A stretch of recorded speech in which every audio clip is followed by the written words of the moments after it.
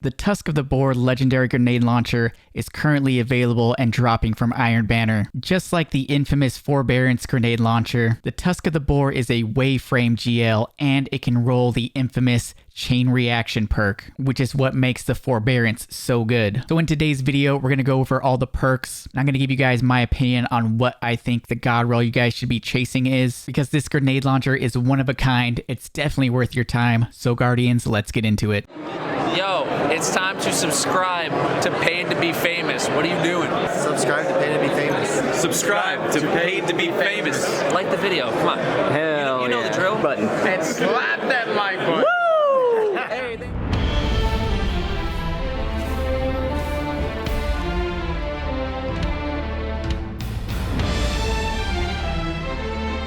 To acquire this grenade launcher, you're going to need to compete in the Iron Banner. As you rank up with Lord Saladin here, you're going to acquire engrams, and you'll be able to come down here and focus those engrams, and you can just focus them specifically on the Tusk of the Boar. It only costs 1 engram and 20,000 glimmer. And I do believe there is a chance for the grenade launcher to drop just by completing matches in Iron Banner. So when it comes to the barrels that roll on this, I would say your best bet is either Smart Drift Control or Quick Launch. Smart Drift Control is going to give you a plus 10 to stability, plus 15 to recoil, plus 5 to velocity, and plus 10 to handling. And Quick Launch is going to give you a plus 10 to velocity and plus 15 to handling. Handling is very good on a grenade launcher. It helps you pull out and stow this very quickly. And velocity is going to help the projectile shoot a lot faster. For the magazine perks, you've got 2 option implosion rounds and high velocity rounds. I would say go with high velocity rounds. Once again, this is going to boost your velocity by 10 and your reload speed by 10. Having a fast reload on this grenade launcher is very important. Then in the first column of trait perks, you have Envious Assassin,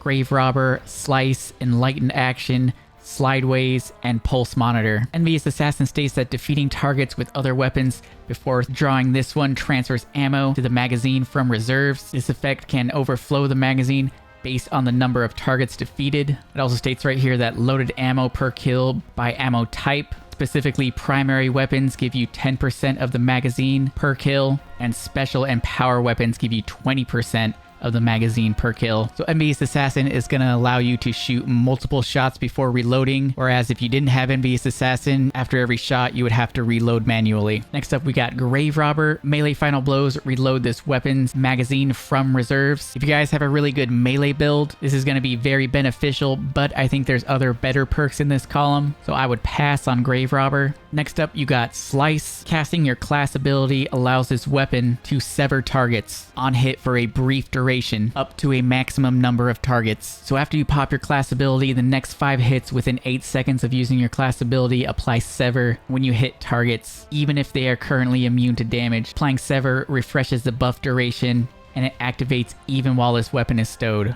Now when you sever targets, their outgoing damage is significantly reduced, which is going to help your survivability. And do not forget, this season we have the Torch Artifact perk, which states while radiant deal increased damage to combatants affected by strand and stasis debuffs. So once you sever a target, they're going to be doing less damage, and with this torch perk, you're going to be doing more damage to them, and it's really easy to proc Radiant on the Solar Hunter this season. Slice is going to be an S tier perk in this column. Then next up we have Enlightened Action. Dealing damage improves reload speed and handling. And like I said before, reload speed and handling is very important on this grenade launcher. Weapon hits grant stacks of Enlightened Action for 2 seconds, and it stacks up to 12 times. And since this is a waveframe grenade launcher, it is very easy to hit multiple targets with just 1 hit. And when you get max stacks of Enlightened Action, you're going to get a plus 50 to handling and a plus 50 to reload. Enlightened Action is another S tier perk in this column. Next up, we've got Slideways. Sliding partially reloads this weapon's magazine and temporarily boosts handling and stability. Sliding refills 15% of the magazine and grants 20 stability and 20 handling for 3 seconds. Now there is a cooldown on Slideways, not to be confused with Slide Shots. With Slide Shot, you can just keep sliding and it will refill 1 shot back into your magazine. But with Slideways, there is a cooldown, so you can't get another shot every time you slide. And then lastly in this column, you've got pulse monitor, automatically reloads the magazine and improves weapon handling when wounded, even when the weapon is stowed. While at below 110 HP, it grants 50 handling and a 0.95 ready stow animation. This is a pretty good perk, but in my opinion, if you're looking to do more damage, I would say go with Slice. If you're looking for a faster reload, I would say go with Enlighten Action. Then in the last column, we have Hatchling. Precision final blows or rapidly defeating targets with this weapon spawns Threadlings at the target's location. Threadlings are very good in PvE, so if you got a Threadling build, it never hurts to have Hatchling on your weapons. Next up, you've got Chain Reaction. Each final blow with this weapon creates an elemental damage explosion. Bungie has stated that they're nerfing Chain Reaction on special weapons, but it's not like Chain Reaction is going to be unusable. You're still going to be able to do a decent amount of AoE damage, and it's going to be very top tier for ad clear. Next up, we've got Bait and Switch. Deal damage with all equipped weapons within a short time to give this weapon a damage boost. Upon dealing damage with all your weapons within 7 seconds of each other, you're going to get a 35% increase to damage for 10 seconds. Now, I said this in my undercurrent grenade launcher video. Wave frames aren't really meant for DPS. The extra damage is nice, but I don't think it's necessary. Plus, do you really want to waste your power ammo just to get a damage boost on your grenade launcher? I don't think it's very optimal, but don't let me stop you if you're hunting that bait and switch roll. Next up, we got Swashbuckler. This weapon gains increased damage for melee kills and kills with this weapon. Now, this stacks up to 5 times, and at a full stack, you get a 33.3 increase in damage. Now, it's very easy to just get 5 stacks off of just one grenade launcher shot. So in my opinion, Swashbuckler would be better than bait and switch just because it would be easier to proc and you don't have to waste your power ammo like you do with bait and switch. So if you like to see those bigger damage numbers, Swashbuckler is an option for you. Next up, we got Vorpal Weapon. Increases damage against bosses, vehicles, and guardians while their super is active. And with special weapons, you get a 15% increase to damage in PvE and a 20% increase to damage in PvP. Like I said, this isn't really a boss damage dealing weapon, so it's kind of wasted in my opinion.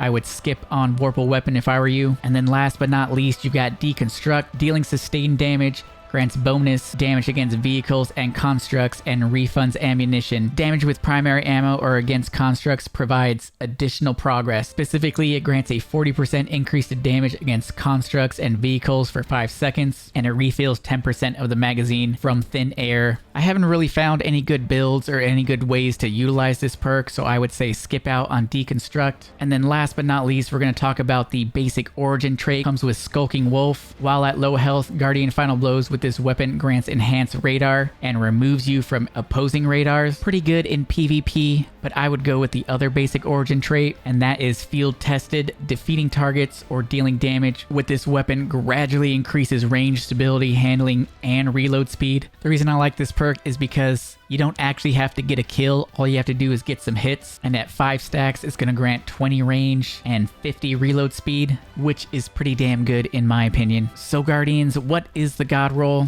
I would say go with Smart Drift Control, High Velocity Rounds, Slice, and Chain Reaction. Then maybe something like a Velocity Masterwork and perhaps a Quick Access Sling mod on your grenade launcher. And you probably all are wondering, is this better than the Forbearance? In some ways it is better. It really comes down to the situation. Forbearance is Arc, so obviously that is going to synergize well with the Arc subclass. It's going to help you become amplified, and with certain fragments, those chain reaction explosions can blind enemies, and blinding enemies in PvE is very powerful. But chain reaction on this is also very powerful. Once again, on the artifact this season, you have Unraveling Orbs. Picking up an Orb of Power grants strand weapons unraveling rounds, and you've got Horde Shuttle. Damaging unraveled targets with a weapon occasionally spawns a Threadling. So with chain reaction, not only are you making enemies explode, you're unraveling them and you're making them spawn Threadlings. That paired with the combination of Slice, where you debuff the enemy, they're doing less damage. You pair that with the Torch Artifact perk, you're doing more damage to them because they're debuffed. Honestly, right now, I'm having a lot more fun with this brand new Strand grenade launcher.